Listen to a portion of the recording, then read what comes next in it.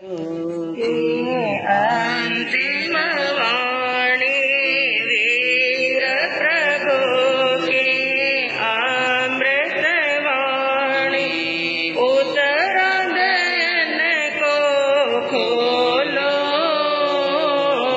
जय जिन वाणी बोलो, जय जिन वाणी बोलो। उत्तरायण में गुंजित होती, उत्तरायण में गुंजित होती, प्रभु शिक्षायक नालो, जीवन धन्य बना लो,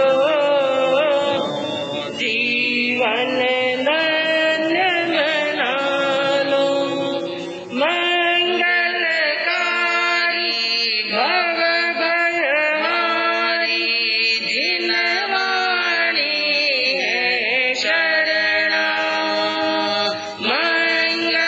मंगलकारी भव भयहारी, जिन वाणी है शरणा, जिसके आराधन से निश्चित ही मिटता जन्म मरना, पाप कर्म को छोड़ के अब तो, पाप कर्म को छोड़ के अब तो, जिन वाणी के बोलो, जय जिन वाणी बोलो, जय जिन वाणी बोलो। वीर प्रभु के अंतिम वाणी, वीर प्रभु के अमृत वाणी, सुन लो और सुना लो, जीवन धन्य बना लो, जीवन धन्य बना लो।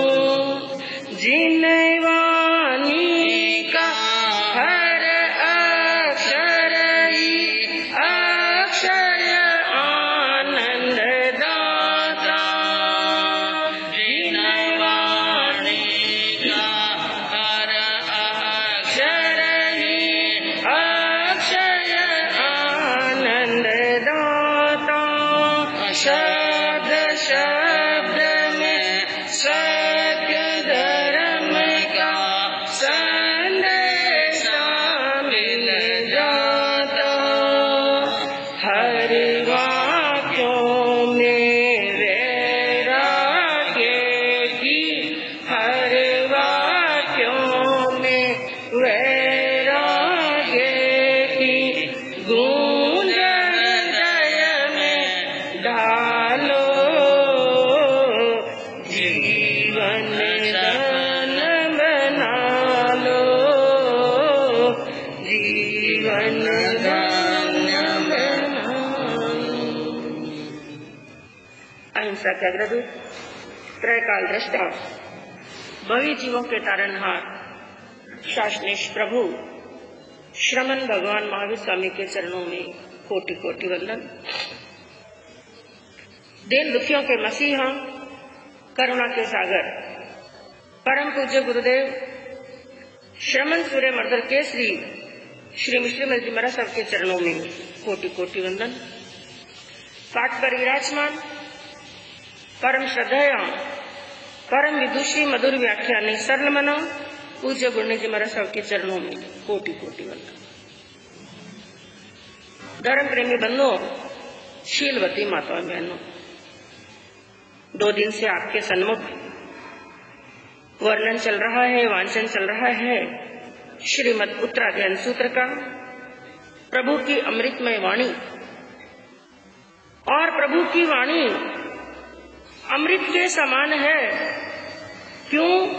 क्योंकि यह अमृत यानी हमें जन्म और मरण के चक्कर से निकाल देती है।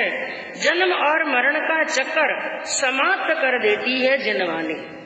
जिस भवी प्राणी ने जिनवाणी का पान किया है, जिनवाणी पर श्रद्धा की है, जिनवाणी पर आस्था की है और उसके ऊपर आचरण किया है, जिनवाणी को अपने जीवन के अंदर उतारा है, वो आत्माएं इस संसार रूपी सागर से तैर करके किनारे पर पहुंच गए, अपनी मंजिल को प्राप्त कर लिया है, इस संसार को प्राप्त कर लिया है और अपने अंतिम लक्ष्य को प्राप्त कर लिया है।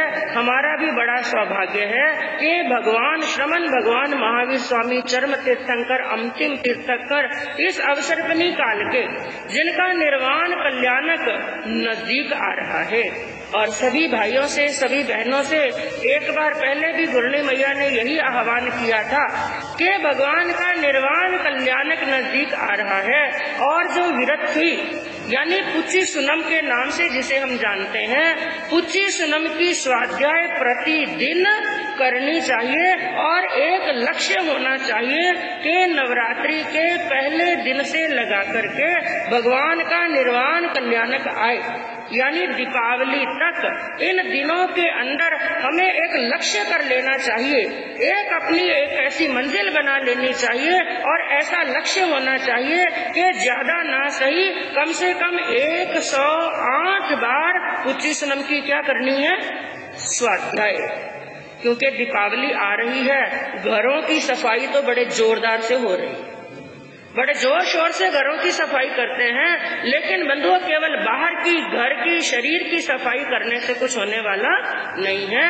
और जब पुच्ची सुनम की स्वाध्याय करेंगे, उत्तरायण की स्वाध्याय करेंगे, जाप करेंगे, भगवान की स्तुति करेंगे और ऐसी स्तुति करने से हमारे भीतर की क्या होगी, सफाई होगी, हमारे आत्मा के ऊपर लगे हुए मैल की सफाई होगी। और ये भी साफ सफाई करने के दिन है, यानी ज्यादा से ज्यादा जप करना और स्वाध्याय करना। और आपके सामने सर्वप्रथम वर्णन चल रहा है समोसरण, और समोसरण का वर्णन, क्योंकि बंधुओं समोसरण एक ऐसा वो स्थान है जब उसका वर्णन पढ़ते हैं और वर्णन सुनते हैं तो रोंगटे खड़े हो जाते हैं। ऐसी एक धर्मसभा, तीर्थंकर प्रभु की धर्मसभा, जहाँ पर द्वार पर आपको बताया गया कि जो प्रवेश द्वार होते हैं, जिनको मुख्य द्वार भी कहा गया, जिनको पॉल भी कहा गया, और पॉल टोटल कितने बताए गए आपको, 12 प्रवेश द्वार बताए गए। और सभी प्रवेश द्वारों के ऊपर आपको कल बताया था कि वहाँ पर पहरा कौन देते हैं, देव, मनुष्य नहीं, जहाँ पर देव पहरा देते हैं।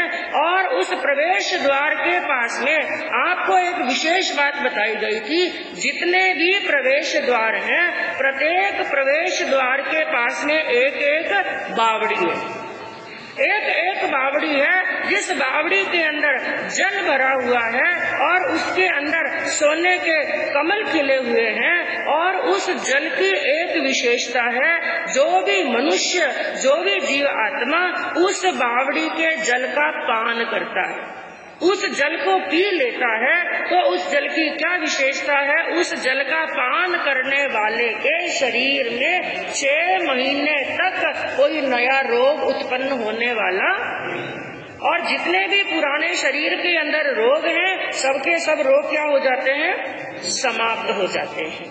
और उसके बाद में आपके सामने वर्णन चला कि पहला फ्लोर, दूसरा फ्लोर चढ़ने के बाद में, उसके बाद में तीसरा क्या आता है, तीसरा फ्लोर आता है, यानी 20,000 सीढ़ियां चढ़ने के बाद में तीसरी मंजिल आती है। उस मंजिल के अंदर आपको बताया गया था कितनी भूमियां हैं, 8 भूमियां हैं, 8 भूमियां हैं, 4 कोट हैं, 5 वेदियां। और उन 8 ही भूमियों के अंदर बताया गया, कहीं पर सुंदर सुंदर चैत्य बने हुए हैं, किसी के अंदर सुंदर बावड़ियां बनी हुई हैं जिसके अंदर कमल खिले हुए हैं, और किसी के भूमि के अंदर कल्प वृक्ष बने हुए हैं, किसी भूमि के अंदर ध्वजाएं और पताकाएं लहरा रही हैं, और किसी किसी भूमि के अंदर बड़े सुंदर बगीचे और उपवन बने हुए हैं, और 7वीं भूमि के अंदर स्फटिक के भवन बने हुए हैं। और सबसे अंतिम भूमि कौन सी है? मंडप भूमि। मंडप भूमि। अब हम वर्णन श्रवण करेंगे उस मंडप भूमि का। और मंडप भूमि का क्षेत्रफल कितना बताया? 2600 धनुष। बहनों में आवाज नहीं आनी चाहिए। तो वहां पर मंडप भूमि का क्षेत्रफल बताया गया था 2600 धनुष, और उसके अंदर एक विशेषता बताई गई कि क्षेत्रफल तो केवल 2600 धनुष का है, लेकिन वहां पर देव देवी, साधु साध्वी, श्रावक और श्राविका, ये इतने लोग आते हैं, इतने मनुष्य, इतने देव वहां पर आते हैं कि यदि क्षेत्रफल से देखा जाए तो वो उनके बैठने के स्थान का एक हिस्सा भी नहीं है।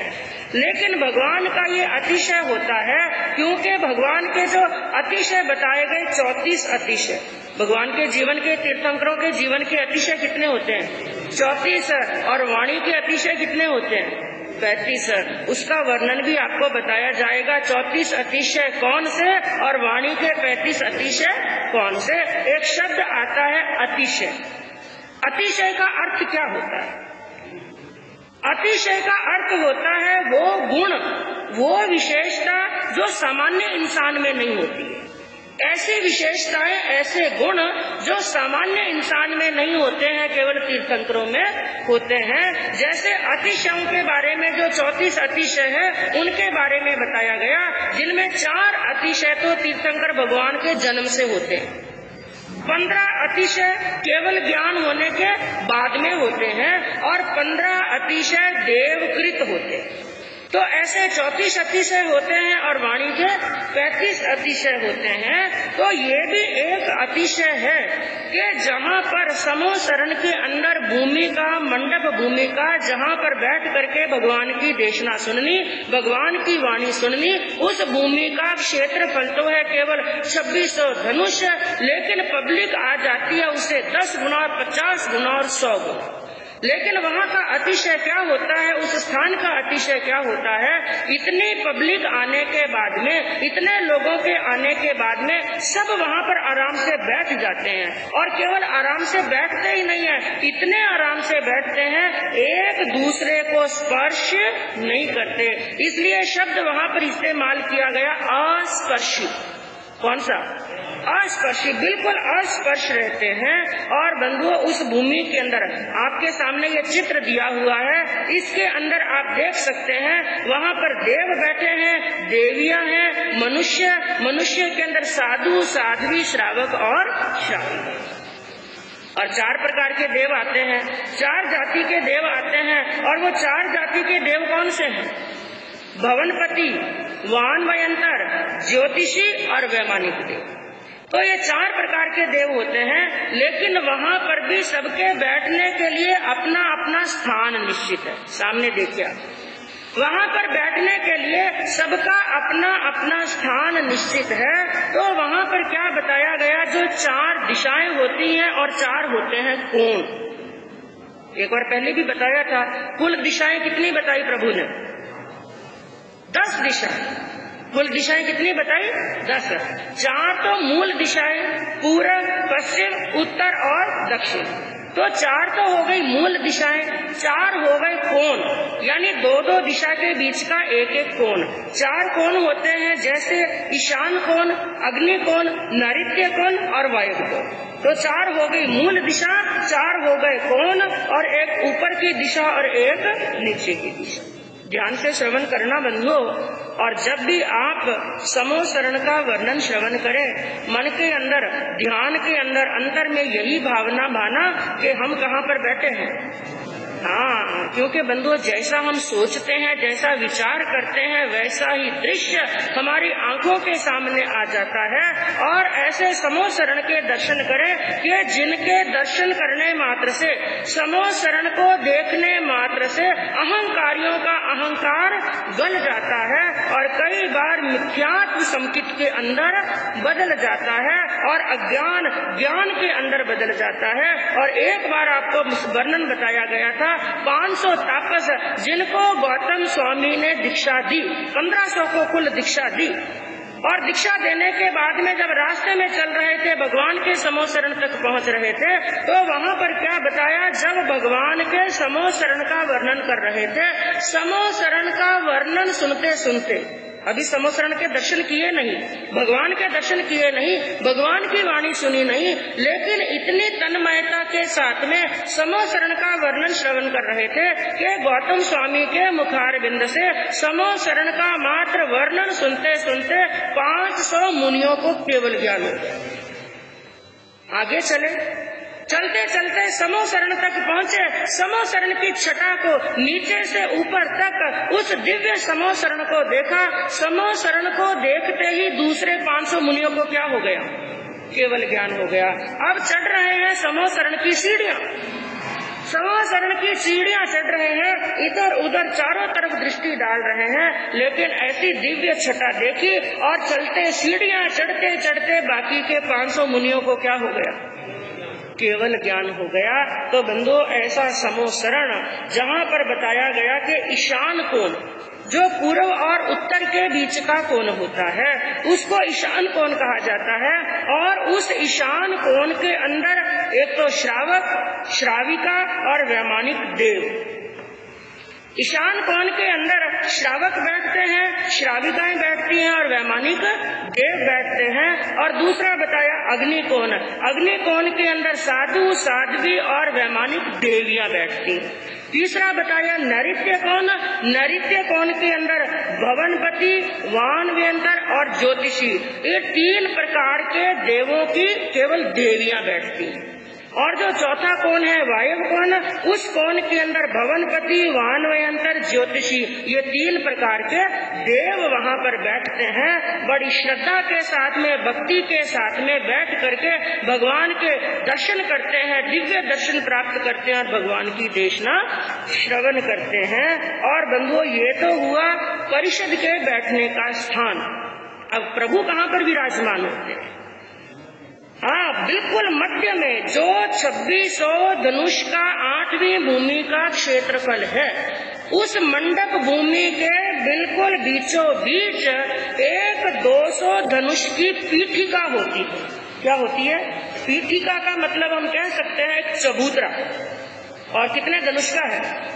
ध्यान से सुनना इस बात को, भगवान के कैसे कैसे अतिशय हैं, हमारे तीर्थंकर प्रभु के कैसे कैसे अतिशय है, कैसी उनकी अमृतमय वाणी है। तो क्या बताया, उस 2600 धनुष की भूमि के बीचों बीच, मंडप भूमि के बीचों बीच 200 धनुष की एक ऊंची पीठिका होती है। उस पीठिका के चारों तरफ तोरण द्वार होते हैं। उस पीठिका के भी चारों तरफ तोरण द्वार होते हैं जो बड़े सुंदर और रमणीय होते हैं। और 200 धनुष की पीठिका के ऊपर एक स्फटिक का सिंहासन रखा हुआ होता है। हाँ, पहले तो मंडप भूमि के बीचों बीच 200 धनुष की पीठिका, और 200 धनुष की पीठिका के ऊपर क्या रखा हुआ है? स्फटिक का सिंहासन। और स्फटिक के सिंहासन के ऊपर भगवान विराजमान होते हैं, लेकिन वो भी कैसे? अधर। अधर का मतलब क्या हुआ? स्पर्श नहीं करते हैं उसको। स्फटिक के सिंहासन से भी 4 अंगुल ऊंचे। तो 200 धनुष की पीठिका, उसके ऊपर स्फटिक का सिंहासन, स्फटिक के सिंहासन के ऊपर भी भगवान अधर विराजमान होते हैं 4 अंगुल ऊपर। अब हम कल्पना करें, मैं कहूँ आपसे एक सामान्य सी बात कहूँ, साधु संत इस पाट पर विराजते हैं और जिसकी हाइट ज्यादा से ज्यादा कितनी होगी? 3 हाथ भी नहीं है। फिर अगर हाथ के हिसाब से देखें तो 2 हाथ ज्यादा से ज्यादा होगी। और कई बार भाई बंधुओं को कहते हैं जब पब्लिक ज्यादा होती है थोड़ा नजदीक आ जाओ सा, नजदीक आ जाओ सा, तो क्या कहते हैं बाजी हम ऐसे गर्दन करके बैठते हैं तो चक्कर आते हैं। बिल्कुल सही बात है, हम भी ऐसे देखेंगे तो हमें भी क्या आएंगे, आते हैं। हमारे पृथ्वीराज जी की तबीयत ठीक नहीं है, इनको भी आते हैं। और इनकी बात नहीं है, कई लोगों को आते हैं और इतनी देर तक घंटा भर तक ऐसे गर्दन करके बैठे रहना। मैं कहूँ भगवान कितने ऊंचे विराजमान, 200 धनुष की तो पीठिका है, उसके ऊपर स्फटिक का सिंहासन है, उसके ऊपर भगवान विराजमान है। लेकिन बंधुओं भगवान की वाणी की जब वर्षा होती है ना, वो वाणी ऐसी है, भगवान के अतिशय ऐसे हैं कि जब एक बार उस पवित्र वाणी की वर्षा होने लगती है, वहाँ पर ना किसी जीव को पीड़ा होती है, ना कोई वेदना होती है, ना भूख लगती है, ना प्यास लगती है, ना ही छोटी नीत बड़ी नीत की कोई इच्छा होती है। किसी प्रकार का दुख नहीं, किसी प्रकार की पीड़ा नहीं, ना किसी को नींद सताती है और ना ही किसी की याद आती है। उस समय दत्त चित्त होकर के भगवान की केवल वाणी का पान करते हैं और वहाँ पर होते हैं भगवान के 8 प्रतिहारे। क्या होते हैं? तीर्थंकर के 8 प्रतिहारे बताए, जिसमें सबसे पहला बताया अशोक वृक्ष। अशोक वृक्ष तीर्थंकर भगवान जहाँ कहीं भी जाते हैं अशोक वृक्ष साथ साथ में चलता है और भगवान के क्या करता है, छाया करता है। तो अशोक वृक्ष, और दूसरा बताया गया स्फटिक का सिंहासन, और तीसरा प्रतिहारे बताया भगवान के मस्तक के ऊपर हमेशा 3 छत्र रहते हैं, और चौथा बताया गया 64 चंवर के जोड़े। आप लोगों ने जैन मंदिर में देखा होगा, जब श्रावक लोग श्राविका वहाँ पर पूजा करने के लिए जाते हैं तो भगवान को क्या उड़ाते हैं? हाँ, चंवर उड़ाते हैं ना। तो ऐसे चंवर के जोड़े कितने? 64 चंवर के जोड़े डलाए जाते हैं और भगवान के पीछे एक प्रभा मंडल बनता है, आभा मंडल बनता है। और ये आभा मंडल केवल बंधुओं तीर्थंकरों के नहीं होता, ये आभा मंडल तो आपको लेशिया द्वार, जब इसके अंदर लेशिया का अध्ययन चलेगा उत्तराध्ययन सूत्र के अंदर, तो आभा मंडल की भी विशेषता बताई जाएगी। ये आभा मंडल केवल तीर्थंकरों के ही नहीं होता है, आभा मंडल तो हम जैसे सभी प्राणियों के होता है, वो दिखाई नहीं देता है, लेकिन आभा मंडल सबके होता है। लेकिन जैसी जैसी जिसकी भावना होती है वैसा वैसा क्या बन जाता है, आभा मंडल। तो तीर्थंकर भगवान के पीछे भी आभा मंडल होता है। और छठा प्रतिहारे बताया देवलोक के देवता वहाँ पर भगवान के ऊपर अचित फूलों की वर्षा करते हैं। और सातवां बताया गया दिव्य ध्वनि होती है, जो देवताओं के द्वारा होती है वो दिव्य ध्वनि होती है। और 8वां बताया प्रतिहार्य के अंतरिक्ष के अंदर यानी आकाश के अंदर देवताओं के द्वारा बाजे बजाए जाते हैं, और वो बाजे भी कितने, 12.5 करोड़, कितने बाजे बजाए जाते हैं।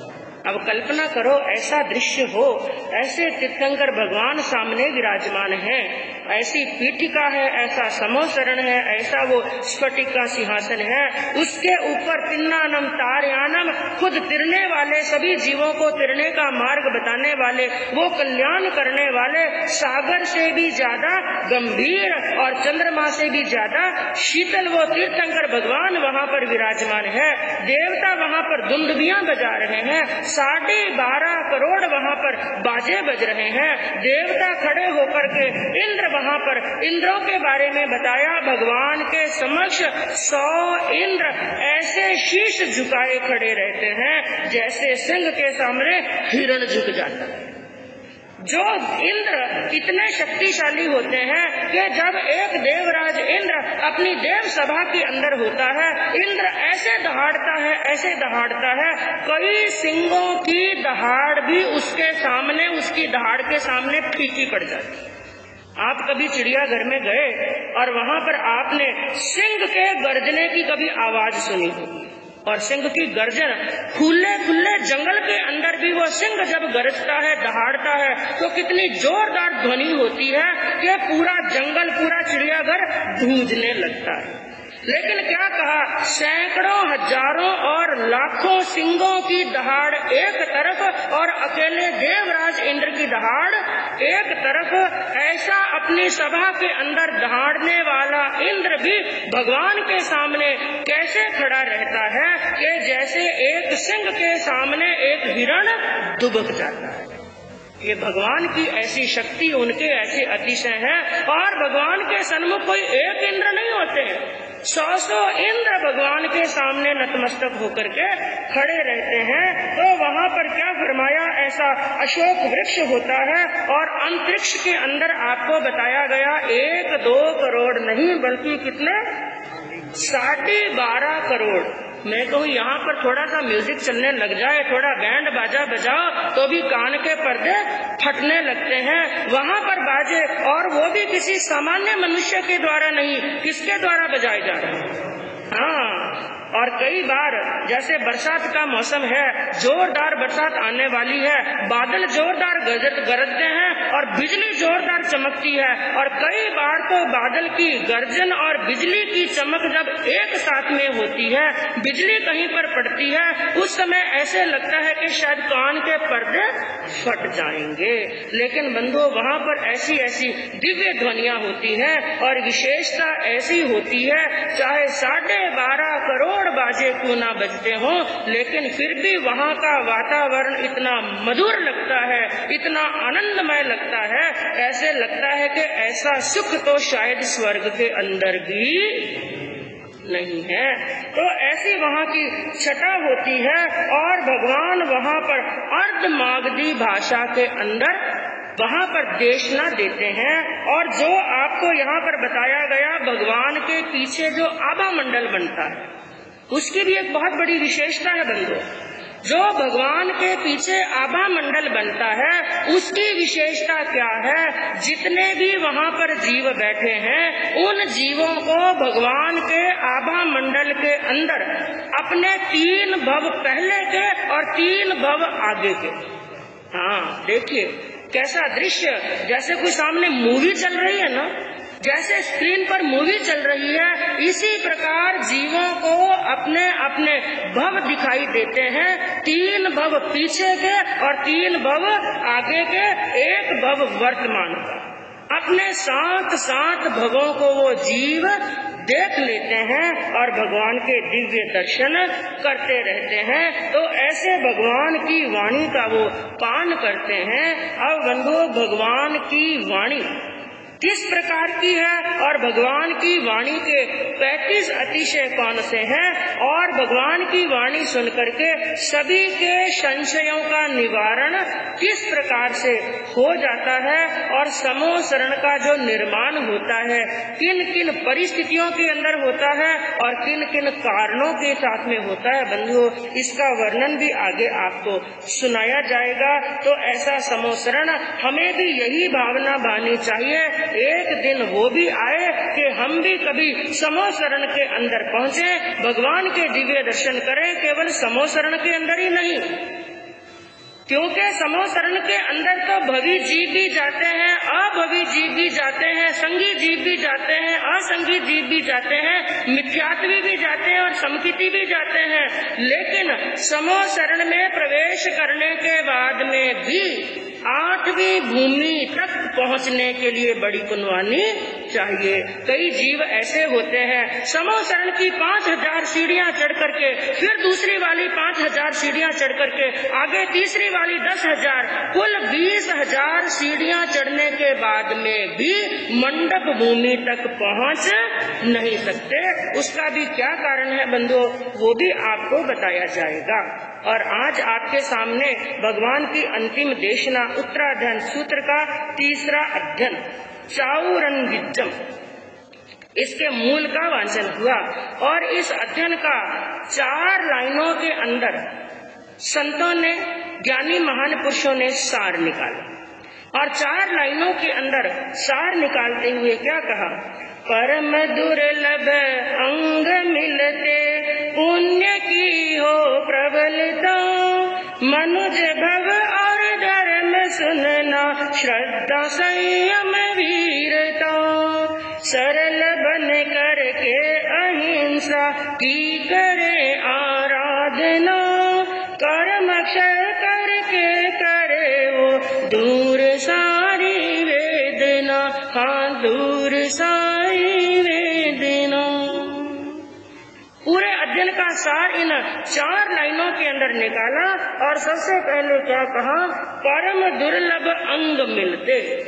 इस अध्ययन के अंदर मुख्यतः बताया गया है जीव आत्मा को 4 अंगों की प्राप्ति होना परम दुर्लभ कार्य है, बड़ा ही मुश्किल कार्य है। और वो 4 अंग कब प्राप्त होते हैं और किस क्षण प्राप्त होते हैं? क्या कहा कि पुण्य की हो प्रबलता, जब एक जीव आत्मा का पुण्य बड़ा जोर मारता है, यानी अनंत पुण्यवानी का योग होता है, अनंत पुण्यवानी का संयोग और उदय काल होता है, उस समय हमें 4 अंगों की क्या होती है? प्राप्ति। और वो 4 अंग कौन से हैं? सबसे पहले कहा मनुष्य भव और धर्म सुनना, श्रद्धा संयम वीरता। और इस अध्ययन की पहली गाथा के अंदर ही कहा गया कि चत्तारी परमम गाणी दुल्लहाणी ह जंतुनो, मानुषत्तम सुई श्रद्धा संजममीय वीर्यम। चत्तारी परमम गाणी, 4 अंग दुल्लहाणी है जंतुनो, प्रत्येक जीव आत्मा को प्राप्त होना परम दुर्लभ। केवल दुर्लभ ही नहीं बताया, क्या बताया? परम दुर्लभ। मैं कहूँ इन 4 अंगों के अंदर प्रभु ने ये नहीं कहा कि चिंतामणि रत्न मिलना मुश्किल है, ये नहीं कहा कि कामधेनु गाय मिलना प्राप्त होना कठिन है, ये नहीं कहा कि चक्रवर्ती का पद प्राप्त करना कठिन, कुछ और ही बताया। जिसमें सबसे पहले क्या कहा? मानुषत्तम, मनुष्य का भव। क्या प्राप्त होना? मनुष्य का भव, वो भी किसके साथ में? मनुष्यत्व, यानी मानवता हो, मानव बने, मानव का शरीर धारण करें, लेकिन साथ में क्या हो? मानवता। क्योंकि मानव बन गए, मनुष्य का शरीर धारण कर लिया, और यदि हमारे अंदर मानवता नहीं है, मानवता नहीं है, किसी के सहयोग की, दया की, करुणा की, सेवा की, धर्म की कोई भावना नहीं है, तो मानव का शरीर प्राप्त करके भी कोई सार नहीं है। तो पहला अंग बताया मानुषत्तम, मानवता प्राप्त करना, मनुष्यत्व प्राप्त करना। और दूसरा अंग क्या बताया? सुई। सुई का मतलब श्रवण करना। किसको श्रवण करना? जिनवाणी को श्रवण करना। मैं कहूँ बंधु, आपके सामने जिनवाणी की गंगा बह रही है, श्रीमद उत्तराध्ययन सूत्र का मूल और अर्थ सहित वांचन हो रहा है, लेकिन धर्म स्थान पर वही पहुँचते हैं जिनके पुण्यवाणी का उदय होता है। कई महानुभाव ऐसे भी होंगे, कई भाई बहन हमारे ऐसे भी होंगे जिनके आने की भावना तो है, आ नहीं पाते, क्योंकि पहली बात तो भावना आना भी बड़ा मुश्किल है। जल्दी जल्दी तो भावना आती ही नहीं है, क्योंकि आजकल का जमाना कुछ बदल गया। आप लोगों का सीजन धर्म ध्यान करने का, आजकल के श्रावकों की भावना क्या है कि धर्म ध्यान करने का सीजन कितने समय तक है? संवत्सरी तक, 2 महीने। और कई उससे भी ज्यादा पुण्यवान है, वो क्या कहते हैं? धर्म ध्यान करने का सीजन कितने दिन का? 8 दिन का। और कई उससे भी आगे निकल गए, वो क्या कहते हैं? 8 दिन में से भी 1 दिन का। लेकिन प्रभु ने कहा कि धर्म करने का कोई सीजन नहीं, हमेशा ही धर्म करने का होता है। तो कहा कि धर्म श्रवण करना, पहले तो धर्म स्थान पर आने की भावना बनना ही, क्योंकि जैसे ही भावना बनी वो आ सके कि नहीं आ सके, यदि भावना बनी तो समझ लेना कर्म निर्जरा तो वहीं से क्या हो गई? शुरू हो गई, और भावना बन गई और आने का योग मिल गया। तो धर्म श्रवण करना। और तीसरी बात क्या बताई? श्रद्धा। श्रद्धा यानी श्रद्धा। इसलिए प्रभु ने इस अध्ययन के अंदर कहा कि श्रद्धा परम दुर्लभा, श्रद्धा परम दुर्लभ। जिनवाणी सुनना, मनुष्यत्व प्राप्त करना, वो बात अलग है, लेकिन सुनने के बाद में भी क्या होना? हाँ, ये बड़ा कठिन है।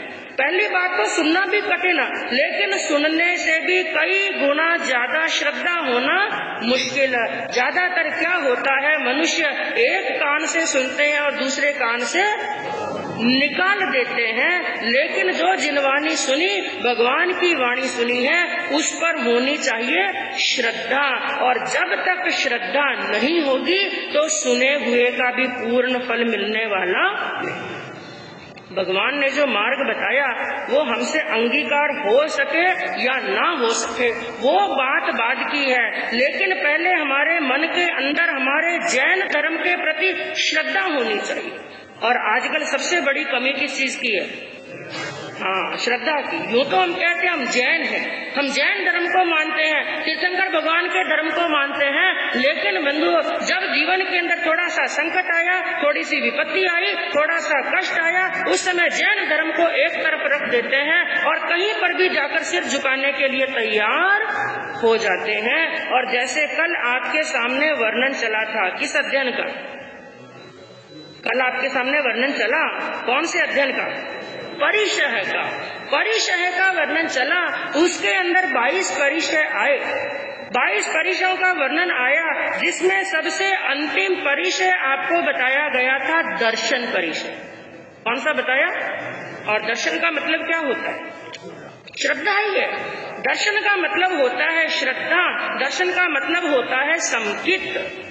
और प्रभु ने क्या फरमाया, इन 22 परिशहों में सबसे ज्यादा कठिन होता है दर्शन परिशह को जीतना। इसलिए 2 लाइनों के अंदर क्या कहा कि दर्शन परिशह 22 हो, काठो जिनरो काम। दर्शन परिशह 22 हो, काठो जिनरो काम, 5 दूषण परिहरो और सेंटा रखो परिणाम। ये 22वां परिशह बड़ा कठिन होता है। क्यों कठिन होता है बंधु? कई बार क्या होता है, दीक्षा ली जिस समय तो भाव बड़े जोरदार थे, और आपने भी देखा होगा, क्योंकि दीक्षा की जो स्थिति होती है उसके लिए वर्णन क्या आया कि सीधा 5वें गुण स्थान से निकल करके आत्मा उस समय 7वें गुण स्थान में होती है। क्यों? क्योंकि उस समय बड़ी जोरदार भावना होती है त्याग की, वैराग की और संयम में प्रवेश करने की। इसलिए एक वैरागी, एक दीक्षार्थी दीक्षा के समय जैसे ही उनके हाथ में ओघा दिया जाता है, आप दीक्षा के अंदर गए, और आजकल तो ये प्रचलन बड़ा जोरदार चल रहा है, लेकिन याद रखना ये प्रचलन ओघा लेकर के नाचने का प्रचलन हमारे स्थानक वासियों का नहीं है। और आजकल आपने देखा ये 2-3 साल से बहुत ज्यादा हुआ। हाँ, गुरुओं ने ओघा दिया और ओघा हाथ में लिया, और ओघा लेकर के दीक्षार्थी क्या करते हैं? नाचते हैं। ये नाचने का प्रचलन हमारे स्थानकवासी धर्म के अंदर नहीं है, लेकिन धीरे धीरे धीरे धीरे दूसरी संप्रदायों को देख करके, आडंबरों को देख करके वो उन्होंने भी नाचना शुरू कर दिया। क्योंकि संयम तो नाम है गंभीरता। ओघा हाथ में आया, यह कुछ सहज नहीं है, क्योंकि संयम को प्रभु ने मृगापुत्र के अध्ययन के अंदर क्या बताया कि संयम तो एक ऐसा भार है जिसको जिंदगी भर लेकर के चलना है, उसको लेकर के उछलना और कूदना नहीं है। चलो छोड़ो इस बात को। बात चल रही थी दर्शन परिचय के ऊपर। बड़ी श्रद्धा के साथ में, बड़ी आस्था के साथ में दीक्षा ली, लेकिन दीक्षा लेने के बाद में तरह तरह के परिचय आए। हाँ, तरह तरह के परिचय आए। कई बार भूख भी सहन करनी पड़ती है, कई बार प्यास भी सहन करनी पड़ती है। गोचरी लेने के लिए गए, जो चाहा और जो चाहिए था, जो खप रहा था, वो गोचरी में मिला नहीं। क्योंकि साधु के लिए कहा गया कभी घी घना न कभी मुट्ठी चना, और कभी उससे भी मना। कई बार तो ऐसे श्रावक मिलते हैं जबरदस्ती मना करने के बाद में भी मेवा और मिष्ठान बहराने वाले मिलते हैं। और कई बार ऐसी स्थिति होती है लुखी सूखी रोटी भी बड़ी मुश्किल से मिलती है। और कई बार ऐसा भी योग पड़ जाता है कि लुखी सूखी रोटी भी मिलने वाली। तो भूख प्यास का भी परिचय सहन करना पड़ता है, गर्मी सर्दी का भी सहन करना पड़ता है, लोच भी करना पड़ता है, विहार भी करना पड़ता है। लेकिन इतना करने के बाद में भी, क्योंकि बंधु ये साधु जीवन है, और तरह तरह के श्रावक मिलते हैं और तरह तरह के मनुष्यों से पाला पड़ता है। इतना सहन करने के बाद में भी कोई सम्मान करने वाला मिलता है तो कोई अपमान करने वाला भी मिल जाता है। और जो व्यक्ति ज्यादा सीधे रास्ते पर चलता है आजकल उसका अपमान दुनिया क्या करती है? हाँ, थोड़ा जोर से तो बोलो ना इस बात को। हाँ, आपके समाज में भी यही होता है। जो व्यक्ति न्याय नीति से कमा करके खाएगा ना, बड़ी ईमानदारी से कमा करके खाएगा, उसके ऊपर लांछन लगाने वाले, उसके दोष निकालने वाले, उसकी निंदा करने वाले, उसकी बुराई करने वाले क्या मिलते हैं? हाँ, और जो पाप की कमाई खाता है, शरेआम अधर्म करता है, उसकी लोग जय जयकार करते हैं और संतों की सभा के अंदर भी उनका स्वागत बड़े ठाठ के साथ में किया जाता है। तो जो अपने संयम जीवन के अंदर बड़े आराम से अपना संयम पाल रहा है, परिश्रमों को सहन कर रहा है, फिर भी उनका कई बार अपमान हो जाता है, निरादर हो जाता है, उनकी कोई साता पूछने वाला नहीं, तो साधु के मन के अंदर कई प्रकार के विचार आ जाते हैं। क्या सोचते हैं? क्या इसलिए मैंने साधु बना लिया था? इस अपमान को सहन करने के लिए, इस निंदा को सहन करने के लिए, अरे क्या पड़ा है इस साधु पने के अंदर? इस संयम के अंदर कुछ भी नहीं है। उस समय उनकी श्रद्धा डोल जाती है और जिस समय श्रद्धा डोल जाती है उस समय चाहिए एक योग्य गुरु, ऐसे गुरु जो तरह तरह की बातें उनको समझा करके जिन शासन की प्रभावना करते हैं और गिरे हुए को वापस हाथ पकड़ करके क्या उठाते हैं? ऊपर उठाते हैं। तो कई बार परिश्रमों से घबरा करके भी ये दर्शन परिचय उनके जीवन के अंदर आता है और कई बार मन में शंका आ जाती है। साधु जीवन के अंदर बंधु, ये साधु ही साधु की मन की भावना को समझते हैं। कई बार मन के अंदर भावना आ जाती है, ये स्वर्ग, ये नरक, ये मोक्ष की बातें कहते हैं। किसने देखा मोक्ष? क्योंकि जिसने मोक्ष देखा वो तो वापिस आए नहीं, वो तो वापिस आए नहीं। क्या हमें अपनी करनी का फल मिलेगा? तो ऐसी श्रद्धा उनकी भ्रष्ट हो जाती है और कई बार क्या होता है कि जैसे जिस संप्रदाय के अंदर दीक्षा ली वहाँ पर किसी प्रकार का कोई आडंबर नहीं है, लेकिन दूसरी संप्रदायों के या दूसरे धर्म के अंदर तरह तरह के आडंबर देखते हैं, नाच गाने देखते हैं और वहाँ पर देखते हैं ढोल धमाके बज रहे हैं और बड़े जश्न मनाए जा रहे हैं। तो मन के अंदर विचार आता है, हम जो पाल रहे हैं वो भी धर्म और सामने वाला पाल रहा है वो भी क्या है? धर्म। अब कौन सा सही है कौन सा गलत, इसका निर्णय कौन है? क्या हम ही सही हैं? हमारे गुरु ही सही है? क्या सामने वाले सबके सब क्या है? गलत। ऐसे प्रश्न एक बार नहीं बंधु कई बार आ जाते हैं। तो दूसरों के आडंबर देख करके, अन्य धर्म वालों के आडंबर देख करके भी एक संत की श्रद्धा गिर जाती है, हट जाती है। इसलिए दर्शन परिचय को बड़ा क्या बताया है? कठिन। तो इसलिए कहा कि दर्शन परिचय 22वां काठो जिनरो काम पांचों दूषण परिहर। इसके अंदर दूषण कितने बताए? 5 दूषण, 5 दोष बताए, एक श्रावक के लिए भी एक संत के लिए भी। इन 5 दूषण को दूर करना और अपने मन को मजबूत बना करके रखना। और 5 दूषण कौन से?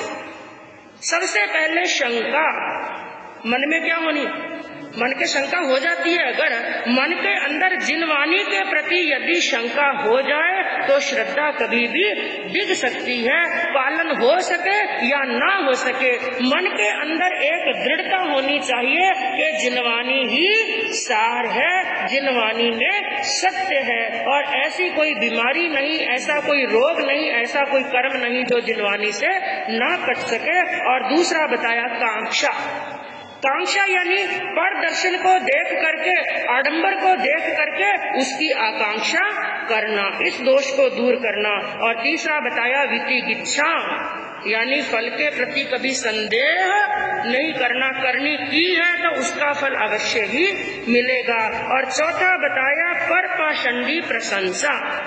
जो परपाषंडी हैं यानी अन्य मत वाले हैं, जो राग द्वेष से रहित धर्म को नहीं मानने वाले हैं, ऐसे परपाषंडियों की प्रशंसा नहीं करनी। और 5वां बताया परपाषंडी का परिचय। ऐसों का परिचय भी नहीं करना, क्योंकि कहते हैं जैसी संगत वैसी रंगत। ज्यादा उनके परिचय के अंदर रहेंगे तो धीरे धीरे अपने धर्म से क्या हो सकते हैं, भ्रष्ट। तो हमें अपने जिनवानी के प्रति, जिन धर्म के प्रति क्या होनी चाहिए, श्रद्धा। और चौथा बताया गया है सम्यक पराक्रम, यानी जो जिनवानी सुनी, जिस पर हमने श्रद्धा की, उसको आचरण में लाने का क्या करना, प्रयास। और आचरण के अंदर लाते समय कोई गलती हो जाए तो सरल भाव रख करके, सरल भाव से गुरु के सामने जाकर के अपना दोष बता देना, क्षमा याचना कर लेना, प्रायश्चित ले लेना और कर्मों की निर्जरा कर लेना।